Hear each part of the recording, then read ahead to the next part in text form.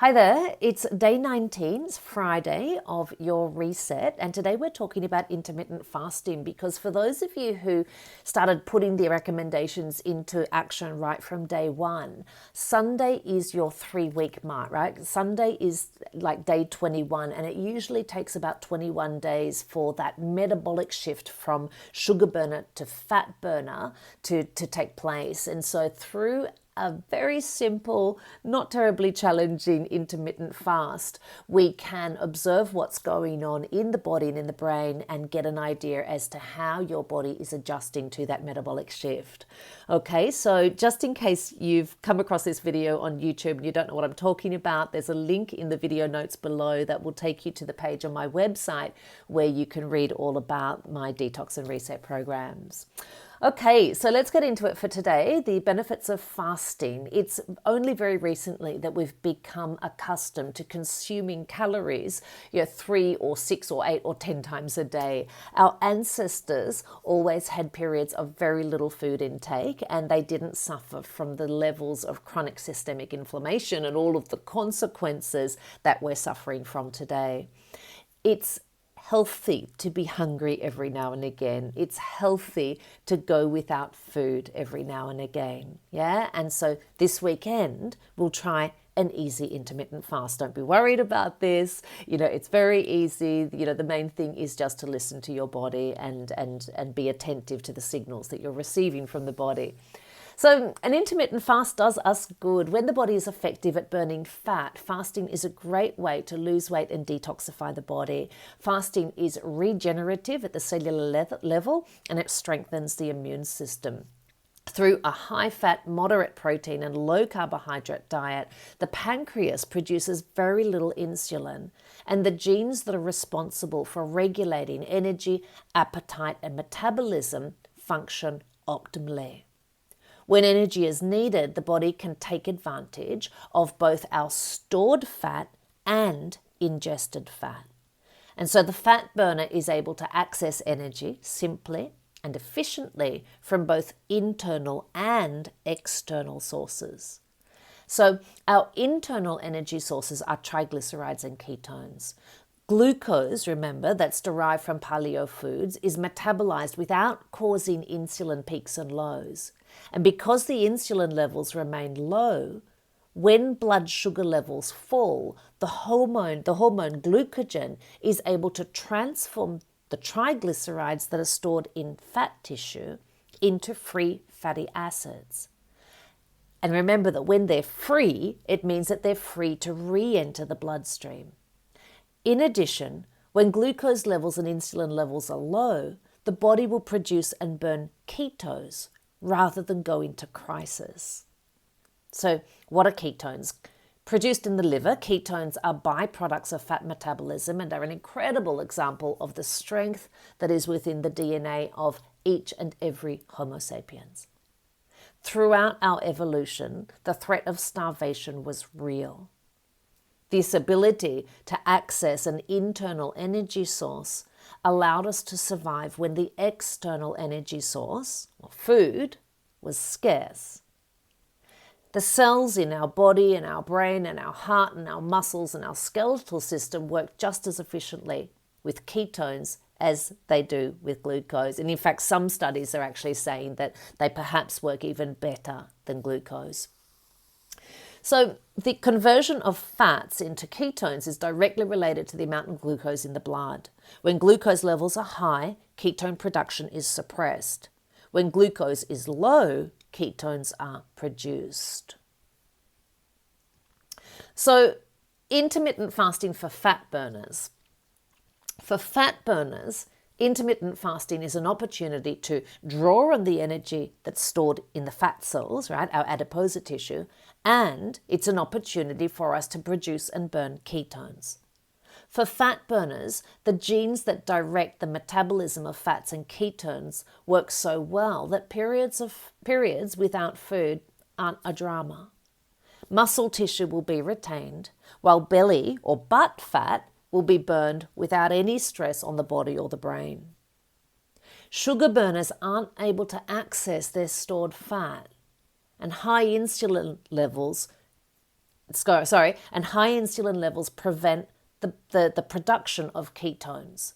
So when the body is starved for energy, it steals energy from muscle tissue in a process known as gluconeogenesis. And so this is part of the reason why obese people have very little energy and very little muscle mass. Yeah. So remember that low energy and flaccidity are symptoms of obesity. They're not the cause. So the benefits of intermittent fasting for fat burners. For fat burners, intermittent fasting gives the digestive system a good break. Yeah? It promotes caloric efficiency, which means that the body will function optimally with fewer calories ingested. It slows down the rate of cell division, which is a major cause of premature aging.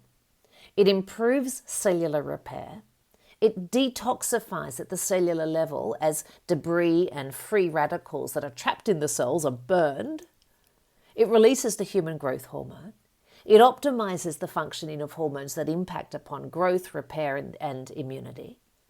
It improves energy mobilization as the body optimizes access to fatty acids and ketones, and it improves brain function through the release of adaptive hormones. So for fat burners, intermittent fasting, just sort of skipping a meal every now and again, promotes health and longevity without sacrifice or effort. Yeah, this is important here, right? An intermittent fast should be fairly easy, no sense of sacrifice or effort. So, are you ready to try an intermittent fast? Now, 21 days is, as I said right at the beginning, 21 days is more or less what it takes to transform the metabolism from sugar burner to fat burner. Are you able to burn fats? 3 questions here. Are you able to wake up in the morning and function well without eating? Second question, is your energy stable throughout the day? And third question, have you lost the cravings for sugars and carbohydrates? If you answered yes to all 3 questions, then you're ready to explore an intermittent fast.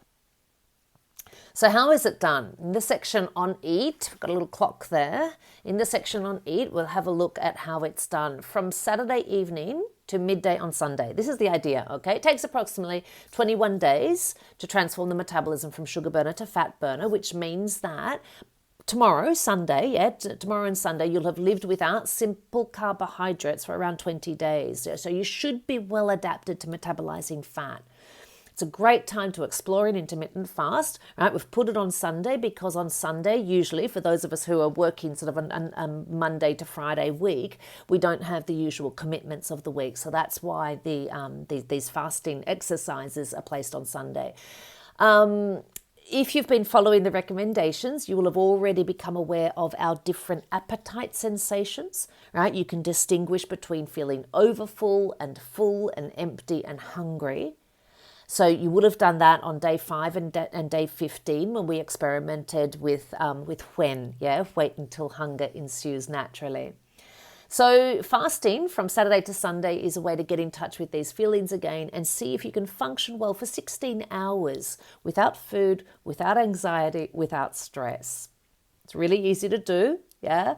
On Saturday night, eat dinner early, finish eating by 8 p.m. and stop, yeah?